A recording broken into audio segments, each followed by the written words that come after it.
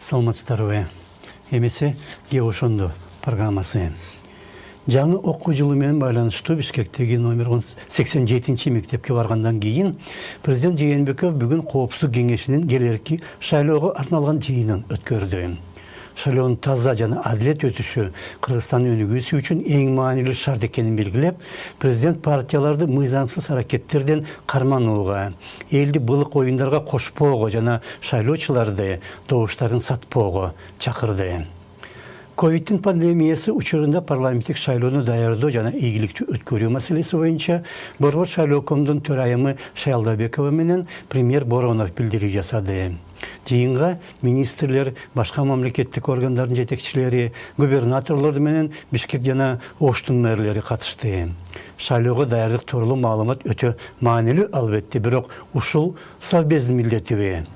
Шайлоого даярдык жана аны өткөрүү тууралуу маселелердин мурда Коопсуздук кеңеши эң биринчи кезекте шайлоо менен байланыштуу кандай тобокелчиликтер болушу мүмкүн экенин, алар шайлоого жана анын жыйынтыгына кандай таасир этерин, тышкы күчтөрдүн кийлигишүүсү канчалык, шайлоо өнөктүгү жана добуш берүү чындап эле эркин жана адилеттүү болобу, дагы кандай коркунучтар бар экенин караш керек го. Пандемия Кыргызстанга жетер алдында коронавирус маселеси менен байланыштуу Коопсуздук кеңеши чындап эле ушул сыяктуу маселелерди жыл башында бир нече ирет талкуулаган жана саламаттык сактоо министрлигине бир нече сунуш айткан. Ал сунуштар эске алынбагандыктан жана эпидемия Кыргызстанда башталгандыктан апрелдин башында министр менен вице-премьер кызматтарынан кетүүгө аргасыз болгон. Жана ошого окшогон коркунучтар азыр да шайлоо алдында бар. Негизгиси саясий партиялар түзгөн талапкерлер тизмесиндеги орундар ачыктан ачык эле сатылууда жана анын жыйынтыгында парламентке эл менен мамлекет үчүн чыныгы күйгөндөр эмес, башкалар келиши мүмкүн. Ал тууралуу жакында элчи, мурдагы депутат жана экс-омбудсмен Турсунбай Бакир уулу айтып чыкты. Совбезди бул маселе кызыктырбайбы? Дагы бир чоң маселе, мындан 2 апта мурда Коопсуздук кеңешинин катчысынын орун басары генерал Өмүрбек Субаналиев кылмыш чөйрөсүн жетектегендер бир нече партиянын тизмесине бир нече өз адамын киргизгендиктен шайланып жаткан парламентке криминал келатат деп чыкты. Ушул маселе дагы Совбезди кызыктырбайбы?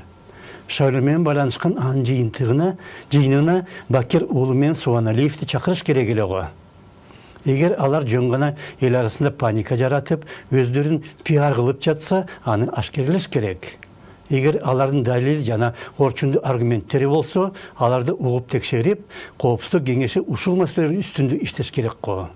Азиз Батукаев мыйзамсыз бошотулгандан 7 жыл өткөндөн кийин анын себептери тууралуу жаңы версия чыкты.